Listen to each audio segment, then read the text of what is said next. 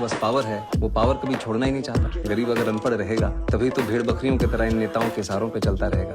और सभी जानते हैं कि यही अनपढ़ लोग इनका वोट बैंक हैं, जो धर्म और जात के नाम पे वोट देते आए हैं। इसलिए डॉक्टर अम्बेडकर ने 1942 में कहा था, एजुकेट, एजिटेट एंड ऑर्गेनाइज। अब जनता अगर पढ़ लिख गई तो नेताओं के लिए बड़ी समस्या हो जाएगी। नहीं अब बहुत बेटे चुप चाप, क्या घंटे का इंसाफ, देश कैसे होगा साफ, इनकी नीयत में है दाग, सिर्फ करते रहेंगे बात, अलग शक्ल वही जात, वोट मिलने पर ये खास फिर जाए पूरे साल। हाँ मेरा भाई, ये तो नोटों की सरकार है ना, नोट से बनाते अपने बेटों को ये स्टार है ना, कितने